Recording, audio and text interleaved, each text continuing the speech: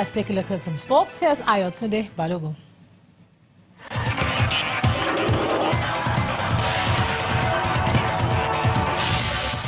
Yes, indeed, Ijoma, many thanks. Well, quarterfinalists have emerged in Season 10 of the channel's International Kids Cup. At the end of Day 3's action, Pt.4 Demonstration School from Delta State defeated Benin Republic 1-0 to book a place in the last 8.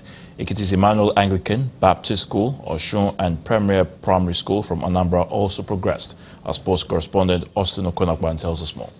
Right, welcome to... When the boys from Baptist Primary School Osun confronted the team from Kwara, their focus was to join them in the quarterfinals. Oh, the ball has broken forward now. He goes past his defender. Can he pass the ball in? Oh, brilliant goalkeeping there. But still danger averted, and finally, we get the first goal of the game.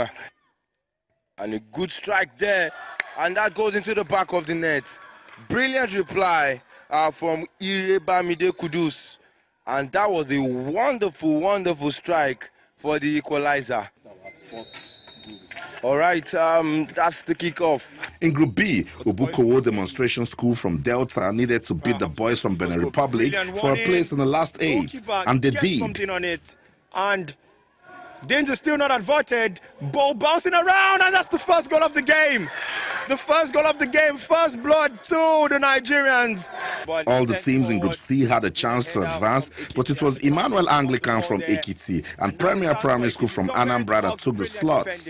Last-ditch sliding tackle. The ball is still with the Ekiti players, and there's a handball there. And it goes for goal. That's a brilliant penalty. I can't tell you how amazing that was. Cantonment of Bonu with this free kick chance taken. And here comes Anambra, chance to make it. Oh, lovely play, and that is equalizer for these boys from Anambra. Aguleri. Proud of you guys, huh? After the games, former Super Eagles captain Joseph Yobo visited the kids. Thank you. I started like you, grassroots from school, but one thing I have to say is God first. Education is very important.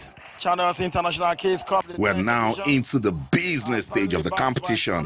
Day 4, we produce the semi-finalists. Look at that. Look Austin Okonakban, Channels Television News. To Russia, where Moscow State University students marched to protest against the World Cup fan zone on campus on Tuesday. Now, the students are afraid that loud noise from fans will disturb studies during their examinations.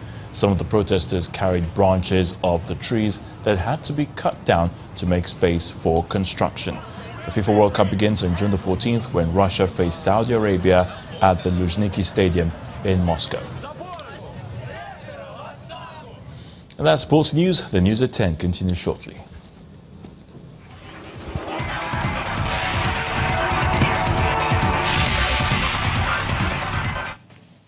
Thanks, Ayotunde. In a new twist regarding efforts to curb the Ebola virus outbreak in the Democratic Republic of Congo, 3 patients have slipped out of an isolation ward at a hospital in the city of Mbandaka. The World Health Organization says 2 patients left the hospital on Monday but were located the following day. One of them was found dead and another was sent back to hospital where he died shortly afterwards.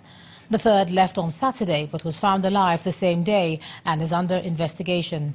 The World Health Organization has said the outbreak in the DR Congo is on an epidemiological knife edge. And the U.S. Secretary of State Mike Pompeo says the planned summit between President Trump and the North Korean leader Kim Jong-un could still hold if the North Korean leader wants it to.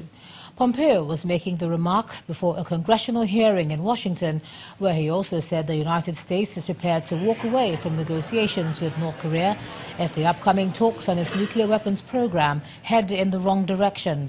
He did, however, point out that the U.S. had no intention of making concessions in Pyongyang during talks scheduled for June the 12th in Singapore.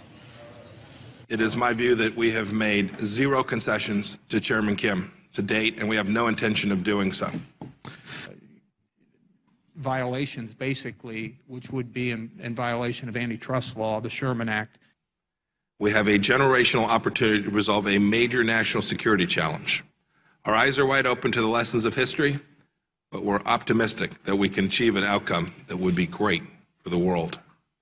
Our posture will not change until we see credible steps taken towards the complete, verifiable, and irreversible denuclearization of the Korean Peninsula.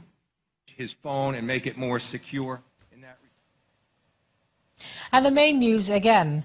The Senate today met with the Nigeria's security chiefs over arms proliferation, killings and kidnappings across the country. Members of the upper house resolved to support special funding for security agencies. Also today, the Deputy Governor of Bauchi State, Mr. Nuhu Gidado, resigned his position, citing waning enthusiasm for the job.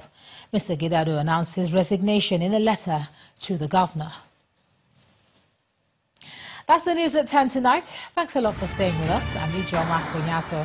Good night.